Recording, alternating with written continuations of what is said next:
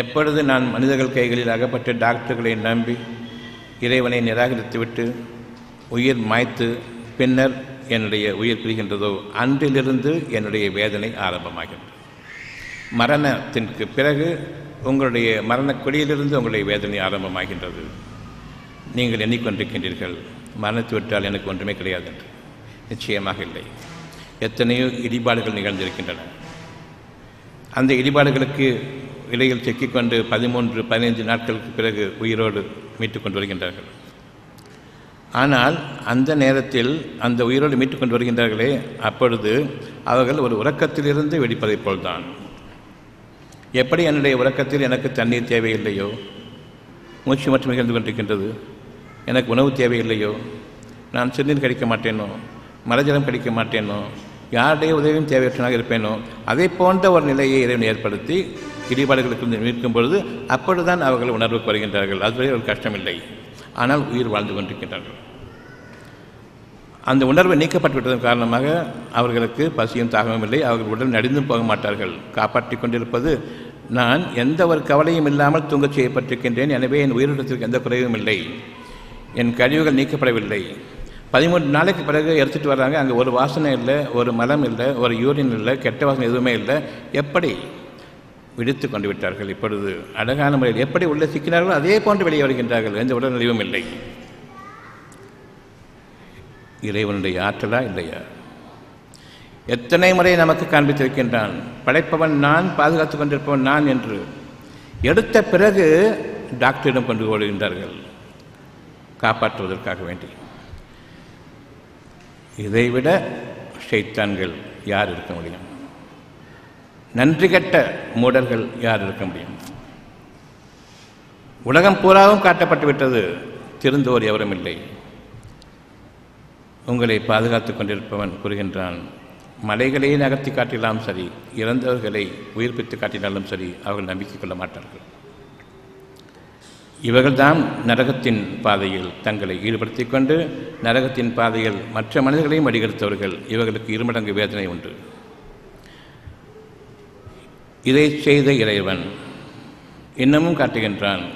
பிறந்த குழந்தை இறந்துவிட்டது, அடக்கம் செய்ய போகும்பொழுது அது உயிர் பெற்றுவிட்டது.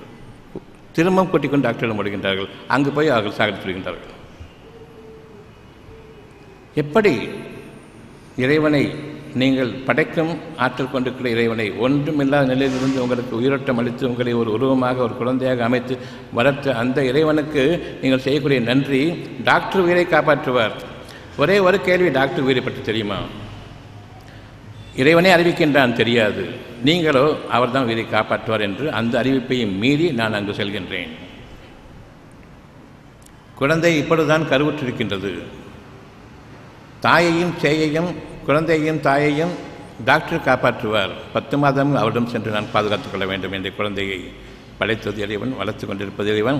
இப்படி ஒரு அசுத்தமான அசிங்கமான காற்றை சுவாசித்துக் கொண்டு அதில் இருக்கக்கூடிய கெட்ட செய்திகளை, மனிதர்களுடைய பேச்சுக்களை வாங்கிக் கொண்டு ஒவ்வொரு மாதமும் நான் போய் டாக்டரிடம் காட்டி நான் என்னுடைய செக்கப்பை செய்து கொள்வேன். குழந்தையை நன்றாக அவர்கள் வளர்த்து கொண்டிருக்கிறார்களா, குழந்தை நன்றாக வளர்கிறதா, அவர்களுக்கு வைட்டமின் மாத்திரைகளையும் அயன் டானிக்களையும் கொடுப்பேன்.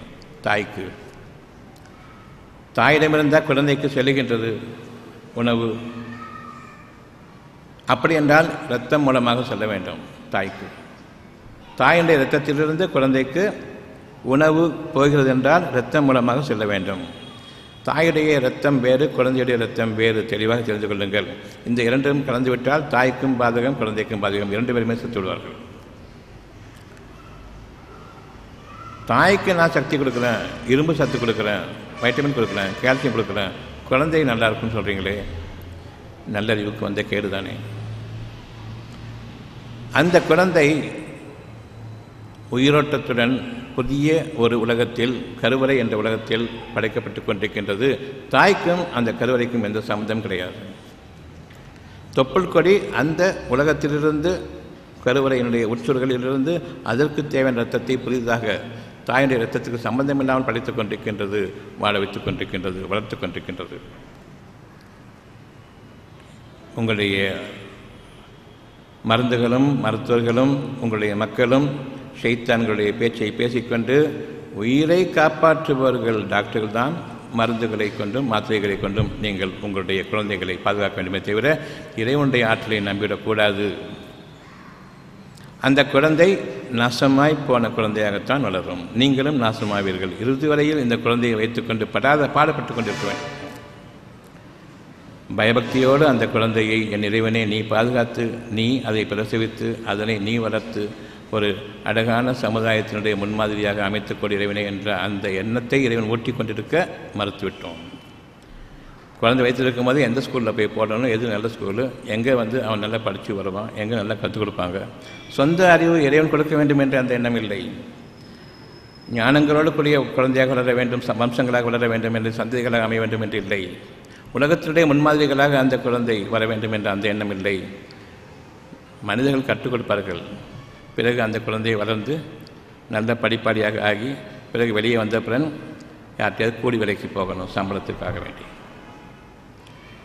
இது வாழ்க்கை, இது செட்டில்மெண்ட், இதுதான் என்று நீங்கள் அந்த குழந்தையை துன்புறுத்தி வளர்த்தி அதனை நாசமாக்கி விட்டீர்கள். அது இனி அடுத்தவரிடம் கூலி வேலை செய்யும், அவ்வளவுதான். நீங்கள் படித்த படிப்புக்கு கூலி வேலையை தவிர கிடையாது.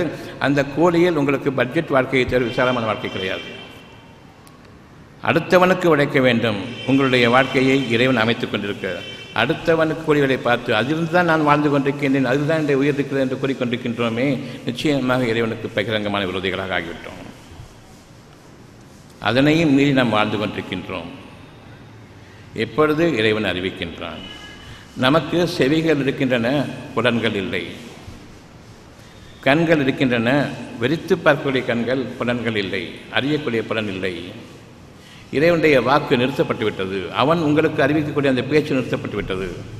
ஏனென்றால் நீங்கள் பெருமை கொண்டீர்கள். நான் படித்தவனாக விளங்க வேண்டும், இறைவனுடைய ஆற்றலை கொண்டும் அவனுக்கு நான் பணிந்தவனாக இருக்கும் பொழுது அவனுடைய பாதுகாப்பை கொண்டு உதவியை கொண்டு நான் வாழ்வனாக இருக்க விரும்பவில்லை. நான் படித்தவன், படித்த சமுதாயத்தில் நான் இருக்கின்றேன், என் படிப்பு என்னை காப்பாற்றும். இவங்களுடைய படிப்பு ஒரு உயிரை படைக்குமா என்று பாருங்கள். அவ்வளவு பேருடைய படிப்பும் ஒன்று சேர்ந்து ஒரு ஈயை படைக்க முடியுமா என்று பாருங்கள். ஒரு கொசுவை படைக்க முடியுமா என்று பாருங்கள். அல்லது அந்த கொசுவைத்தான் விரட்டிவிட முடியுமா என்று பாருங்கள். உயிரை போக்கவும் முடியாது, அந்த உயிரை படைக்கவும் முடியாது. ஒரு கொசுவை அடித்து அதே இடத்துல 10 கொசு உருவாகும். நீங்கள் அதை அடித்து விடுவார்களா? இல்லை, அதை அடிவதற்கு முன்பாக நீங்கள் அடிவீர்கள் என்று கொசுவால் நாம் இருந்து கொண்டிருக்கின்றோமா? நாம் அறிவை கொண்டு கொசுவினுடைய உயிரைத்தான் இருக்க முடிந்ததா? அதனை படைப்பவர்களா நீங்கள்? எவ்வளவு கேவலமானவர்கள் நாம் இந்த படிப்பை கொண்டு என்பதை இறைவன் அறிவித்துக் கொண்டிருக்கின்றான். அற்பமானவர்களே என்று, சொற்பமாகவே நீங்கள் நல்ல பெறுகின்றீர்கள் என்று கூறிக்கொண்டிருக்கின்றான். ஏன் புரியவில்லை? ஷைத்தான் வடிகெடுத்து விட்டான். இறைவன் பகிரங்கமான விரோதி ஷைத்தான். அவன் மறைவானவன், உங்கள் கண்களுக்கு புறப்படாதவன். நீங்கள் கெட்ட சக்திகள் என்று கூறுவீர்கள், துஷ்ட சக்திகள் என்று கூறுவீர்கள்.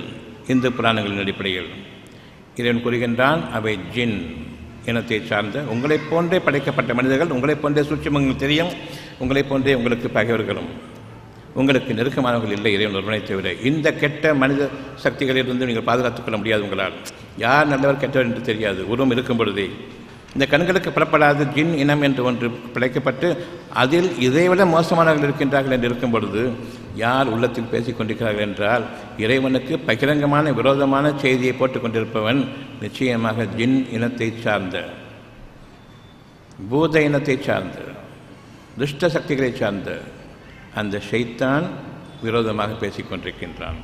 படிப்பை கொண்டு உபயோகப்படுத்துகின்றான். நிச்சயமாக நீங்கள் படித்த படிப்புக்கு கண்டிப்பாக இதை நம்பக்கூடாது. நீங்கள் தான் செய்ய வேண்டும், நீங்கள் தான் உங்களுடைய உயிரை பாதுகாத்துக் கொள்ள வேண்டும். உயிரை பற்றி தெரியாது என்று அங்கு கதறிக் கொண்டிருக்கின்றான். உயிரை பற்றி தெரியாது, உயிரை பற்றி தெரியாது, நீ உயிரை படைப்பான் இல்லை, மறைவானது. நான் சொல்வதை கேள், நான் உன்னை பாதுகாக்கின்றேன். அந்த பேச்சு காதலியை விடவில்லை. நான் படித்தவன், எனக்கு தெரியும், நிறைய படித்திருக்கின்றேன், நான் தான் உயிரை பாதுகாத்துக் கொள்ள வேண்டும் என்று உடலை பாதுகாக்க நினைக்கின்றீர்கள். இறைவன் கூறுகின்றான், உயிரிலிருந்தான் உடல் விளைகின்றதை தவிர உடலிலிருந்து உயிர் விளைவதில்லை. உயிர் போய்விட்டால் உடல் சாய்ந்துவிடும், மொத்த உடலும் சாய்ந்துவிடும். இதற்கு முன்பாக எந்த விதமான வியாதியும் அந்த உடலில் கிடையாது. ஒரே ஒரு அதிர்ச்சியான செய்தி மனதை பாதிக்கின்றது, அடுத்த நிமிடம் அது சாய்ந்து விடுகின்றது. உயிர் இருந்தால் உடல் இருக்கின்றது, உயிரை கொண்டுதான் உடலில் விளைச்சல் இருக்கின்றது. உடலை கொண்டு உயிர் பாதுகாக்கப்படுவது இல்லை என்பதை தெரிந்திருந்தும் கேட்கவில்லை. மூடர்களாக ஆகிவிட்டோம். படித்ததன் காரணமாக முட்டாள்களாக ஆகிவிட்டோம். இன்னமும் அதிகமாக நம்பியதன் காரணமாக மன நலம் குன்றிய பைத்தியங்களாகவும் ஆகிவிட்டோம். இது இறைவனிடமிருந்து சாபக்கேடு. படிப்பு என்பது ஒரு செருப்பு என்பதை அறிய வேண்டும், விளக்கமாறு என்பதை அறிய வேண்டும், முட்டாளாக ஆக்கிக் கொண்டிருக்கிறது என்பதை அறிய வேண்டும், முட்டாள்கள் சமயத்தில் வாழ்ந்து கொண்டிருக்கின்றன என்பதை அறிய வேண்டும். இப்போது கூறக்கூடியது நீங்கள் படித்தவர்கள் மாதிரி தெரியுது, இப்போ போய் கடவுளை நம்புறீங்களேன். உங்கள் ஆஸ்பத்திரியில் போய் பார்த்தா முதல்ல பிள்ளையாக தான் இருக்கும், அதை வழங்கிட்டு வந்தால் சொல்லுவீங்க. டாக்டர் பின்னாடி பார்த்தா ஒரே படங்களாக சாமி படங்களாக தான் இருக்கும். அவர் வந்து கேட்பார், இந்த சமயத்தில் போய் இதெல்லாம் நம்புறீங்கன்னு கேட்பார். தான் என்ன செய்து கொண்டிருக்கின்றோம், தனக்கு பின்னணியாக இருக்கக்கூடிய பலம் என்ன, எனக்கு அறிவிக்கப்படாத ஒன்றின் மீது நான் ஏற்கனவே அமைந்திருக்கின்றேன், அதன் காரணமாக வாழ்ந்து கொண்டிருக்கின்றேன், அதன் காரணமாக எனக்கு ஏதோ ஒரு வாழ்க்கை நடந்து கொண்டிருக்கின்றது என்பது உண்மையாக இருக்க,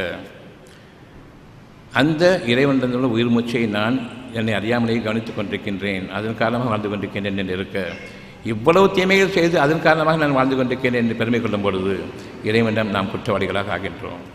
மற்ற மனிதர்களுக்கும் இதையே தான் உபதேசிக்கும் போது நான் நிச்சயமாக பகிரங்கமாக இறைவனுடைய விரோதியாகவும் மாறுகின்றேன். உங்களுடைய உள்ளத்தை நீங்கள் கவனிக்க வேண்டும், உங்களுடைய உயிர் மூச்சை நீங்கள் கவனிக்க வேண்டும். நிச்சயமாக ஷைத்தான் உங்களை வழிகெடுப்பவனாக இருக்கின்றான். சொந்தத்தில் தனித்தனியே முறையே இறைவனுடைய வாக்குகளை நீங்கள் உங்களுடைய உள்ளத்தில் நிலைப்படுத்திக் கொள்ளுங்கள். அது மட்டும்தான் சத்தியம் என்பதையும் அறியுங்கள். கூக்குரல்களாக வரக்கூடிய இதற்கு விரோதமான அழகான விஷயத்திற்கு விரோதமான வரக்கூடிய அவ்வளவும் கெட்ட சக்திகளாக இருக்கக்கூடியவற்றையும் நான் எனக்கு நட்புறவாக ஆக்கிக்கொண்டேன்.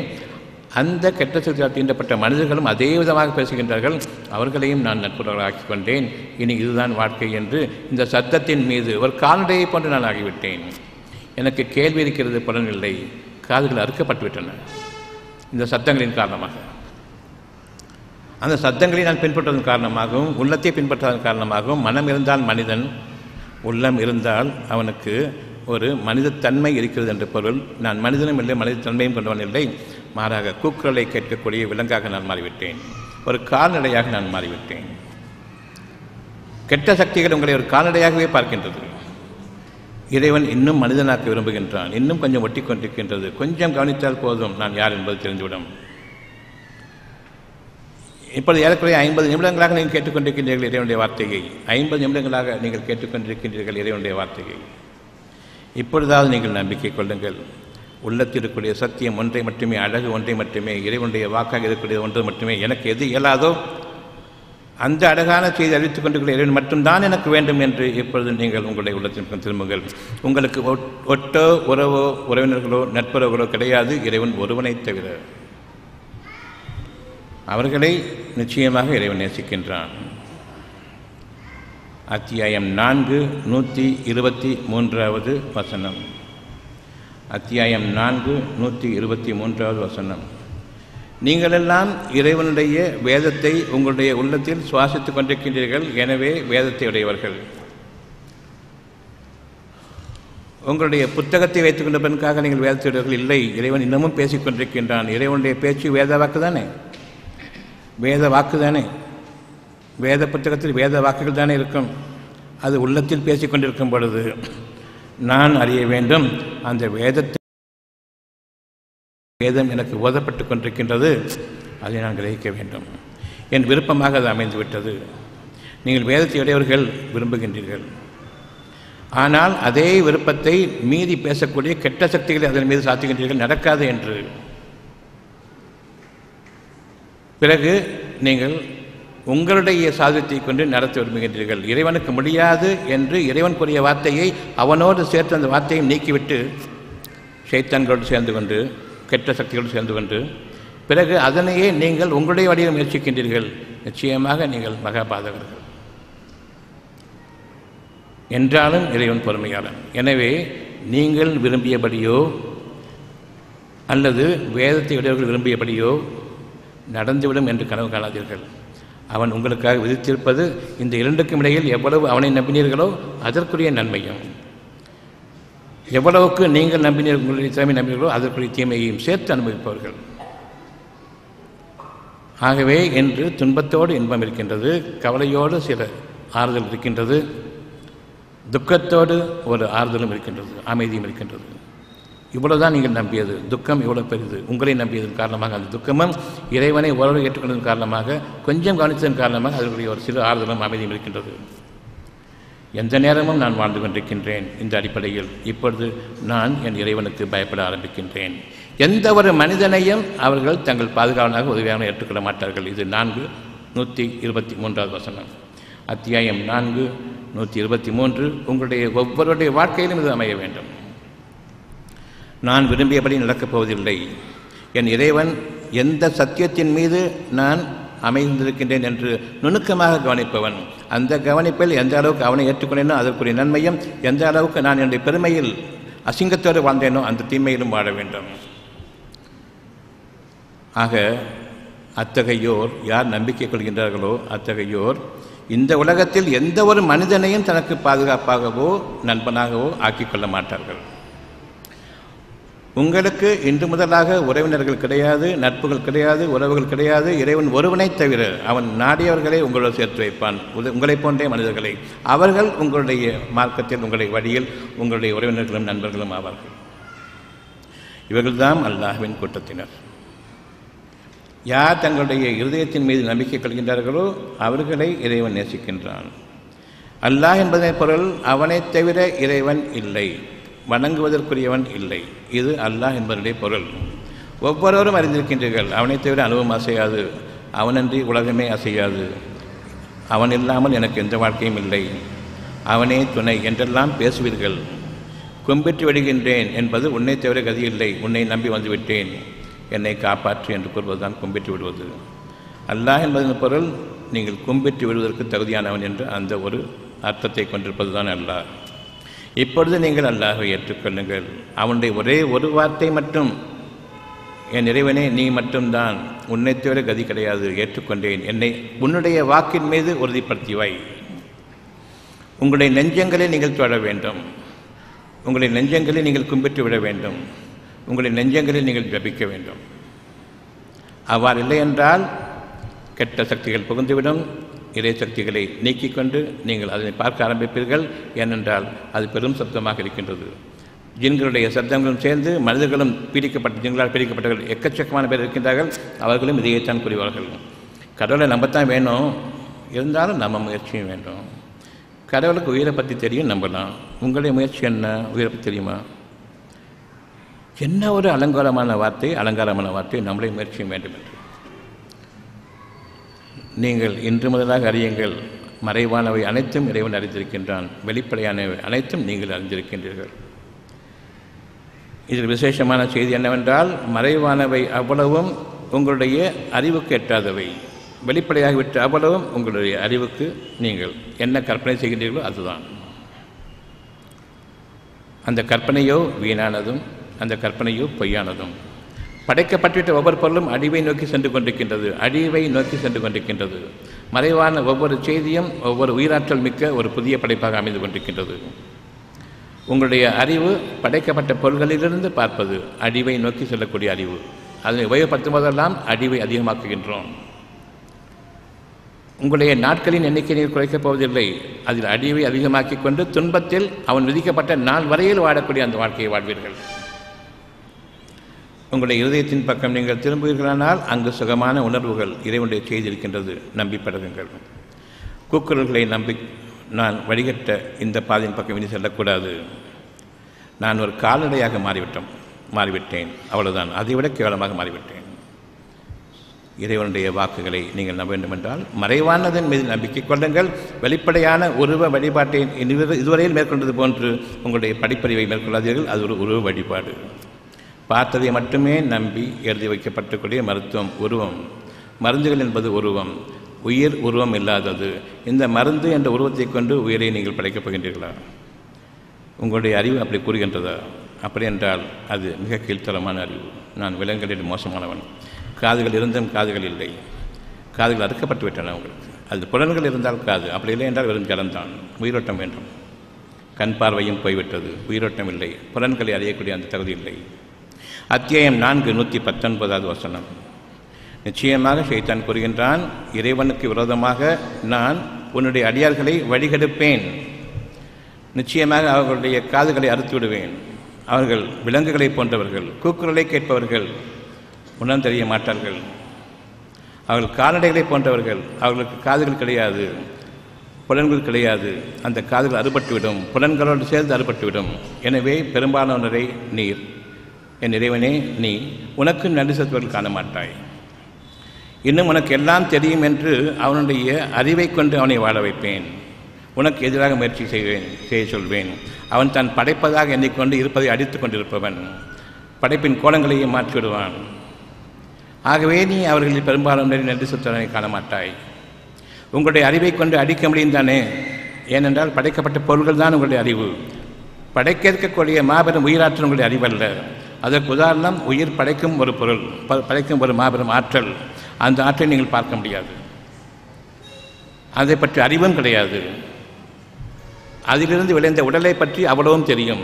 அதனை கூறு போட்டு விற்க முடியும், அதனை அடிக்க முடியும். வெட்டு குத்து என்று அறிவாளையும் கத்தியையும் வைத்துக்கொண்டு நான் சர்ஜன் என்று கூறக்கூடிய இந்த கெட்ட நடவடிக்கைகளை கொண்டிருக்கூடிய மருத்துவம், எதனை நீங்கள் இப்பொழுது விரும்புவீர்கள்?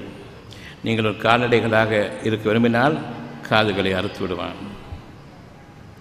இன்னும் உங்களுடைய அறிவை கொண்டு அழிவின் பாதையில் செலுத்துவான்.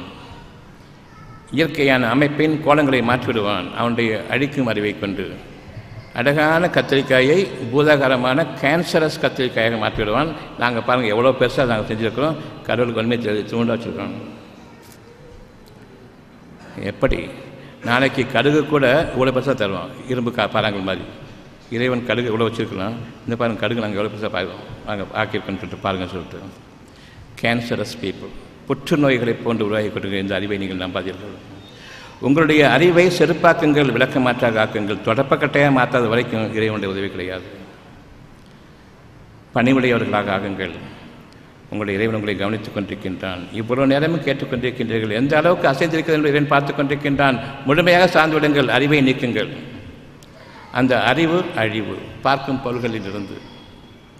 அத்தியாயம் 4 119வது வசனம். நிச்சயமாக நான் அவர்களை வழிகெடுப்பேன், நேர்வழியிலிருந்து தவறிவிட்டு விடுவேன்.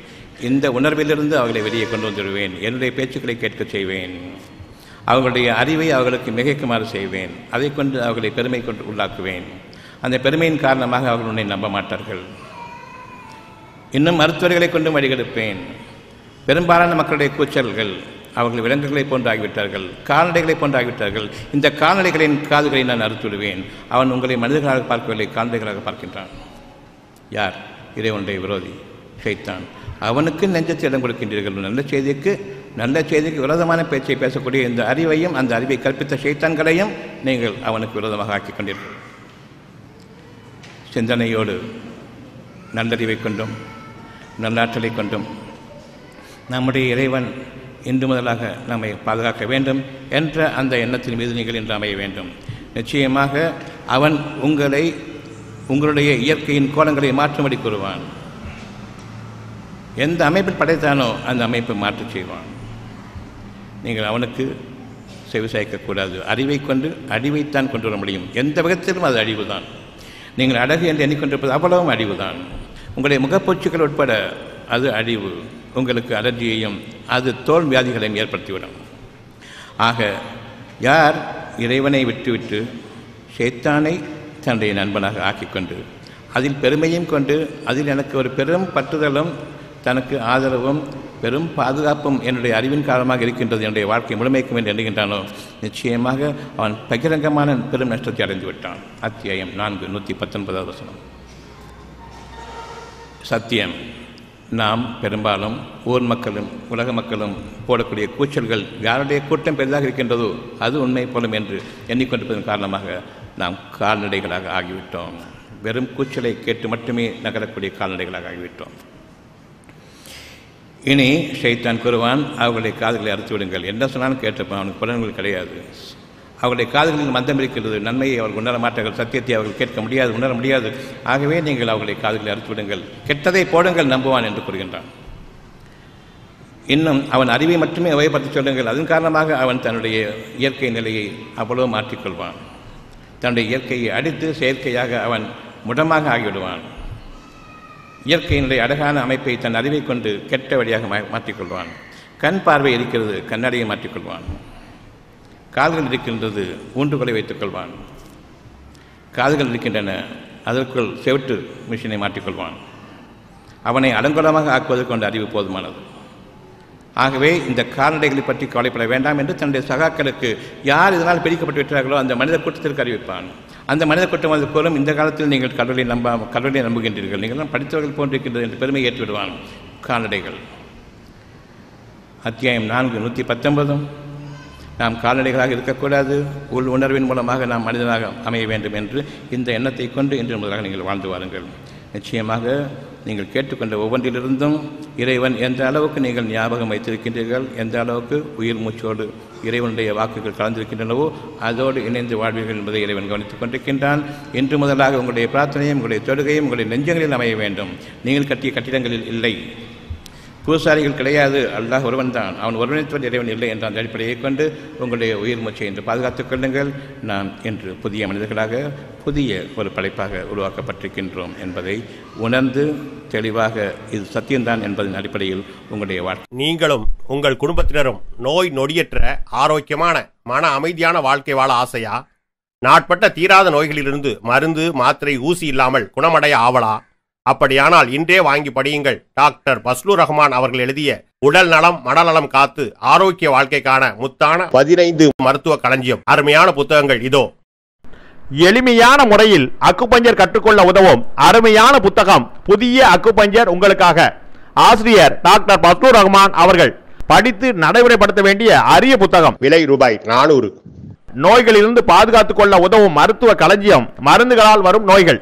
ஆசிரியர் டாக்டர் பஸ்லூர் ரஹ்மான் அவர்கள். விலை ரூபாய் 250. நீங்கள் ஒவ்வொருவரும் வாழ்க்கையில் வெற்றி பெற வேண்டுமா? நீங்கள் வாங்கி படிக்க வேண்டிய, உங்கள் வாழ்க்கையில் கடைபிடிக்க வேண்டிய அருமையான தொகுப்பு டாக்டர் பஸ்லூர் ரஹ்மான் அவர்கள் எழுதிய வெற்றிக்கு மேல் வெற்றி. விலை ரூபாய் 350. நோய் நொடியற்ற வாழ்க்கைக்கு உதவும் பயனுள்ள மருத்துவ கதைகள் பாகம் 1. ஆசிரியர் டாக்டர் பஸ்லூர் ரஹ்மான் அவர்கள். ரூபாய் 250. பெண்களே உங்களுக்காக. நிச்சயமாக ஆண்களுக்கும் எண்ணற்ற ஆண் பெண் இருபாலருக்கும் ஏற்படும் மருத்துவ கேள்விகளுக்கு விடை காண, மேலும் பெண் குழந்தைகள் பிறந்தது முதல் அவர்களுக்கு மனமாகி குழந்தைகள் பிறக்கும் வரை ஏற்படும் அனைத்து விதமான சந்தேகங்களுக்கு தீர்வு காண உதவும் மருத்துவ பொக்கிஷமான இப்புத்தகம் நீங்களும் படித்து உங்கள் வருங்கால சந்ததிகளுக்காக பாதுகாத்து வைக்க வேண்டிய மருத்துவ களஞ்சியம். பெண்களே உங்களுக்காக, நிச்சயமாக ஆண்களுக்கும். ஆசிரியர் டாக்டர் பஸ்லூர் ரஹ்மான் அவர்கள். விலை ரூபாய் 250. டாக்டர் பஸ்லூர் ரஹ்மான் அவர்கள் எழுதிய இறைவழியில் இனிய சுகப்பிரசவம். விலை ரூபாய் 400. டாக்டர் பஸ்லூர் ரஹ்மான் அவர்கள் எழுதிய நோய் நொடியற்ற வாழ்க்கைக்கு உதவும் மருத்துவ கட்டுரைகள் பாகம் 2. விலை ரூபாய் 250. மருந்து மாத்திரை ஊசி இல்லாமல் நோய்களிலிருந்து தப்பிப்பதற்கும் ஒவ்வொரு குடும்பத்திலும் இருக்க வேண்டிய அருமையான புத்தகம் தான் நீங்களும் அக்குபஞ்சர் டாக்டராங்கள். விலை ரூபாய் 250. வாழ வழிகாட்டும் அற்புதமான புத்தகம் தான் டாக்டர் பஸ்லூர் ரஹ்மான் அவர்கள் எழுதிய இறைவழி மருத்துவம் பயனளிக்க இறைவனை பிரார்த்திப்பது எப்படி. விலை ரூபாய் 250. இறைவழி மருத்துவம் பாகம் 1. ஆசிரியர் டாக்டர் பஸ்லூர் ரஹ்மான் அவர்கள். விலை ரூபாய் 200. இறைவழி மருத்துவம் பாகம் 2. ஆசிரியர் டாக்டர் பஸ்லூர் ரஹ்மான் அவர்கள். விலை ரூபாய் 250. பிபி டயபெட்டிஸ் நோயாளிகளே உங்கள் நலனுக்காக. மேலும் டயபெட்டிஸ் பிபி பற்றி இன்னும் அறிந்து கொள்ள, நமக்கும் நம் சந்ததிகளுக்கும் டயபெட்டிஸ் பிபி நோய் வராமல் காத்துக்கொள்ள உதவும் அற்புத நூல்தான் டாக்டர் பஸ்லூர் ரஹ்மான் அவர்கள் எழுதிய பிபி டயபெட்டிஸ் நோயாளிகளே உங்கள் நலனுக்காக. ஒவ்வொரு வீடுகளிலும் அவசியம் இருக்க வேண்டிய நூல்தான் பிபி டயபெட்டிஸ் நோயாளிகளே உங்கள் நலனுக்காக. விலை ரூபாய் 250. டாக்டர் பஸ்லூர் ரஹ்மான் அவர்கள் எழுதிய எப்படி கற்றோம். விலை ரூபாய் 350. மேற்கண்ட 15 புத்தகங்களை வாங்க தொடர்பு கொள்ளுங்கள். Health time publication, Chennai. Cell number 9840498898 மற்றும் 87784477788.